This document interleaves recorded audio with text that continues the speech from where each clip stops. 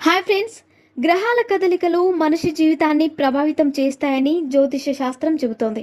ఇప్పుడు కుజుడి కారణంగా పలు రాశులకు మంచి చేకూరనుందని అంటున్నారు. ఆ వివరాలు ఇప్పుడు మనం తెలుసుకుందాం. కుజుడు 9 గ్రహాలకు అధిపతి. ఆత్మవిశ్వాసం, ధైర్యం, పట్టుదల, బలం, ధైర్య సాహసాలు కలవాడు.